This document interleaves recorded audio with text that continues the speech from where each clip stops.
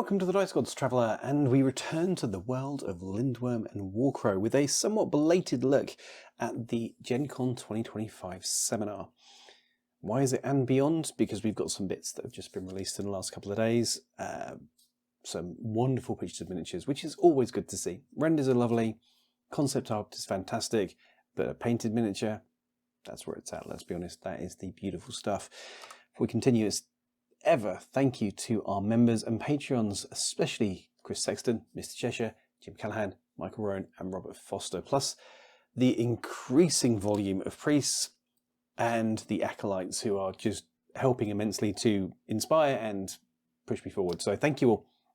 If you would like to get even more Dice Gods stuff, then do please consider becoming a member of the channel. It costs less than a cup of coffee and you get more of me. That may not be a selling point. Anyway, let's continue. It's Warcrow time, baby. First up, we got the look at the artwork for Ismail, which, you know, it's a lovely thing. This is the dude from memory that's in the tournament pack, the first season tournament pack. So, mercenary, human, fearless spellcaster. It's a lovely miniature, let's be honest. It is fantastic work as ever from the team at CB, and if you know your Warcrow adventures, then you'll know where he got the blue flame from, or so Hooper assures us. Unfortunately, I haven't, so I don't, which is very disappointing, and that's something I need to do work on, I think. I need to get my Warcrow adventures on at some point. And then we have the stat card. I mean, as you'd expect, he's a spellcaster. You don't get blue flame buzzing around your head without it, so this is always good. The 8th pillar is quite mucky because what you can do is target an enemy unit and get them to attack a friendly, basically, which is not particularly pleasant at all. They get to do a ranged attack, and the more tinge you have on you, the deadlier it becomes, which is just not nice at all. But if you don't want to do that, you can pick yourself and somebody within 7 strides of yourself and pick them up and put you and them somewhere else. You can just teleport around the board, which is great, if mucky. But again, that does attract tinge. So I guess if you've got like a character that's in trouble, if you've got something that's about to be dropped, or you've got an enemy that's scoring or being particularly a pain, handing out buffs or handing out heals, something like that, you can just pick yourself and them up and go woof across the board. You then get tinge, which is then useful if you use the 8th pillar, which you can then start getting, you know, you can transport yourself next to like some archers, let's say, I don't know, cold, icy type archers, and get them to start blatting away at friendly. It's a nice combination of skills, actually. You can reposition yourself quite nicely. So you can remove tinge really easily, but do you want to? There's a whole debate about that one. And you can convert. So this is quite interesting. He's quite a cool unit, actually. We can do a whip test to remove tinge, but we can also avoid damage and get more tinge. So yeah, it's kind of cool, especially when your whip is a strong red and a medium orange. So he's going to potentially get quite a few hits on that one. So the blessings of the dust lets you shed that tinge if you want to, or you can keep it in place. It's very cool. I like this very much. He's very awesome. Next up, we have for Feudom, the Guardian of the Mounds. Now, these are absolutely badass. I will not be taking any questions on that. They look absolutely awesome. I like Feudom. They're cool. It's knights. It's that kind of paladin type look. I'm digging that. These guys, something else entirely. First time I've had a moment where I've been like, Not least when we saw the actual painted miniatures yesterday. Look at them. That's freaking cool. There is no other way of describing it. They are freaking cool. And then you actually get their profile, and for 30 points, you're getting 4 of these, clearly, from the last picture. 3/3 movement is okay. 2 wounds per is quite funky. We're kind of digging that one. Whip of a mid-orange and a yellow. Okay, morale 1, availability 1. I'm glad it's only availability 1, because if I was to collect Feudom, then there would need to be as many of these as I could possibly get. So the fact that you can only have 1 is kind of better for my wallet. Human infantry, preferred terrain, rugged, which is kind of cool. So rugged terrain is their natural home. The fact they have scout as well, which lets you position yourself at the start of the game. So you can deploy them anywhere that is in your deployment zone, which is absolutely fine, or you can put them anywhere on the battlefield edges as long as you're not in the enemy's deployment zone. So you can stick these guys right up the board. You can absolutely just stick them right up the board, which is really fantastic. But Scout has a limitation that you have no enemies within 12 strides and that have line of sight. So you are limited on where you can place them. This is perfectly normal and just. However, we're actually going to go down to Broken Compass for a second. An enemy scout and ambushes must deploy further than 12 strides from you, even if you don't have line of sight. So you can put these guys down, and if you know the enemy has a lot of ambushes and scouts, they're going to be using that to sort of inconvenience you and get the drop on your troops. You can put these guys down and just create a protective bubble where those guys can't come in, which is kind of useful. Normally you know, if there's a bit of terrain around the board, they could still come in because you couldn't see them, but these guys are like, no, we care not. Whether it is a personal hygiene problem or whether they are just that damn intimidating, they just give everyone a little bit of the EBGB's uneasy feeling. You put them down, you just block out that area for enemy deployment, which is really freaking awesome. I like that very much. Output wise, they are both ranged and close combat, which is pretty cool, and they're pretty potent as well when they do it. I think the 12 stride, 3 mid orange and a weak yellow is going to do some work, especially because you can hand out disarmed or you can shove, which is awesome if you need to sort of poke people off of objectives and stuff like that. This is kind of cool. In close combat, they're even more deadly with the strong red and 3 mid orange. No slouches in defense either. So conquest value of 1 is fine, so they can do a bit of work holding objectives, but not necessarily that strong. And when they start degrading, they are still putting out a lot of dice. They're still putting out a lot of work, and they keep their switches as well, but the requirement to hit them jumps up a little bit, which, you know, that kind of makes sense. So overall, for 30 points, I think they're quite potent, and I think they're going to do some work. I don't think I'd want to face them. I probably will end up facing them. I'm not happy about this prospect, but that's just the world we live in today, folks. Then we have a Feudom Commander. Lovely miniature. No two ways about that.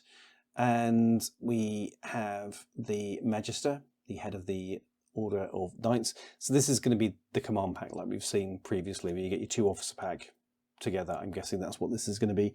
The Magister with the Commander in a single box, which is cool. Lovely miniatures, of course. And the delightful Hooper was talking about these guys being very old and having some way of extending their life and all that kind of stuff, which is kind of funky. We're digging that one. Then we have Genevieve, who's definitely not Joan of Arc. It's a glorious miniature. She does the whole heroic pose and it's very Feudom. It's very cool. And I think it's a glorious miniature as well. That has that kind of imposing, kind of, yeah, regal type look. I'm digging that. I think she's phenomenal. I think that was absolutely brilliant sculpt. So now we're on to the good guys. Yaldabaoth, Husks. Now we've seen Husks before because they were in the Adventures box, but I wasn't a huge fan because they all look the same. And I'm not a fan of having miniatures that are identical. That's why I haven't actually got Scions yet. So with the new release, the Songs release, I'm now going to be getting into Scions because I've just been waiting for non-monopose miniatures. So are these that good? Yes, they are. And we love the fact that you have the Siennon, the Feudom, the Hegemony, and the Northern tribes represented in these Husks. I think that is very cool. And they're even better when they're painted. They look suitably sort of sticky and gross and a bit nasty. And, you know, you can see they've seen some stuff and it's probably happened to them. And I'm here for it. I think those are phenomenal miniatures. Again, I'm hoping that the availability on these is 1. Otherwise, we're going to have lots. That's a problem. But anyway, lovely to see them painted and glorious miniatures as well. Then we have a tutor. I'm going to resist all the jokes that Hoopu didn't. I'm mentioning nothing about the eyeballs, but a fantastic miniature. Intrigued to see what they do in game. And likewise, Mael, Mael? Can't remember how it's pronounced. But apparently a very old character inside of Yaldabaoth. This was around in Adventures and the start of Adventures, so she's been around a bit. But that miniature, the aesthetic of these guys, I mean, it's a bit gross and it's a bit sticky and it's a bit odd, but I think it looks phenomenal. I really do think it looks brilliant. The whole look of it is just, they're nailing this unique aesthetic, and yeah, good job, guys. Samara used to have 2 wings, now has 1. The style and the look of this miniature again is just brilliant. I think again, I'm too in love with Yaldabaoth. At the moment, I've not seen a miniature for this faction that I don't think is glorious, and that is bad news both for my wallet and my objectivity when talking to you guys. It's freaking cool. I freaking love it. Look at it. Yes, all day long. Winged elves, where one of them's a bit gross and it's just, yes, I'm here for it. Thank you very much. Next. Now we're going to the Siennons. We're going back into the woods. We've seen the sprigs before. Una, I want to say, from Adventures. Lovely miniatures. Again, I think the Siennon miniatures, the whole range is really shaping up to be something. It's distinctly elf, let's be honest. These are elves, and they are distinctly wood elves, but they are also distinctly their own take on it. And I really appreciate that from this range, that we're not just getting a sort of rinse repeat of every wood elf we've seen before. This is distinctly CB. It's got their own flavour, their own look, and yeah, I love it. I think it's brilliant. Oh my goodness, the war rig's a big boy. Look at the size of that thing.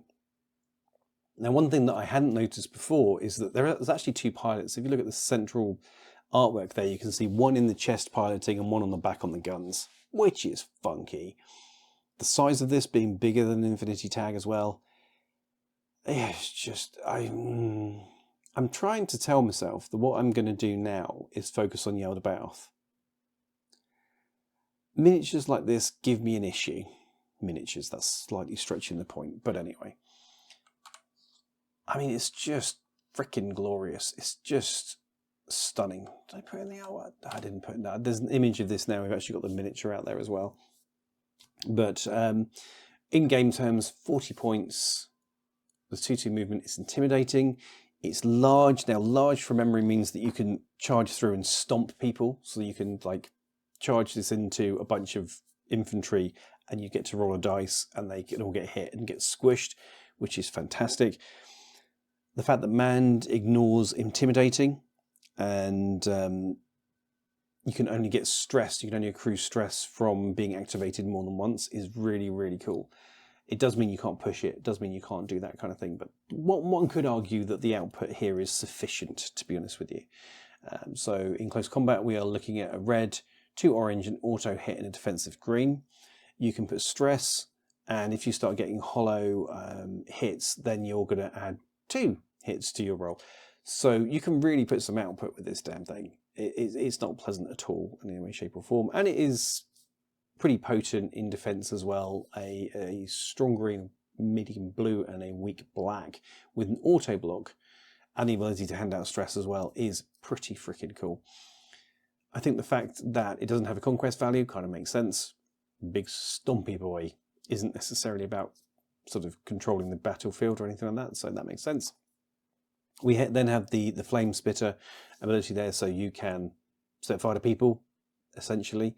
You get an automatic strong red and a weak yellow against the target, and then you add an orange for each troop in the target unit, which is kind of cool. I think they max out at 3, so the max you're going to get is red, orange, orange, orange, and yellow. I think that's correct. And then you get the switch where you can remove blocks, which is just nasty. Set fire to everyone, yay! If they attack you with the automatic ability there with armored, then they get the disarmed state. And if you lose, if you lose all 8 wounds, they chew through all of that. Then she could pop in a very grand sort of way. Everyone within 3 strides gets a wound, which is nasty. But kind of makes sense. Big stompy robot goes pop, and hopefully post videoing me, post editing, has put in the picture of the miniature here. So you should be seeing that now. Isn't it pretty? Look at that. Then we have the rock troll.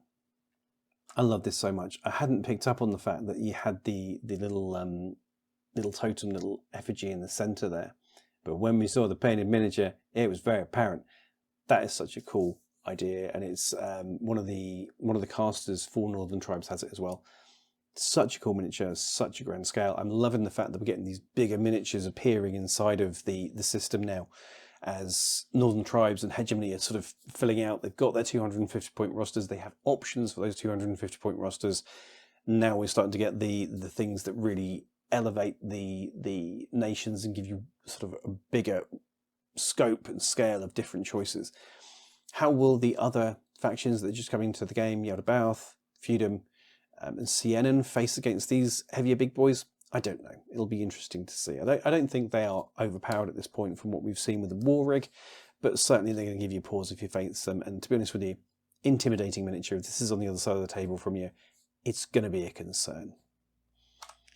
And finally, we got the first look at the first action pack for Warcrow, the Hegemony. So as Winds from the North, which is the only place currently you can get Hegemony starter, and the Northern Tribes starter, as those fade into the distance and take beyond Winds from the North with them, you've got to be able to buy these miniatures somewhere. So we're going to get a 10 miniature action pack with everything from Winds from the North and beyond Winds from the North, miniature-wise, for Hegemony in one place.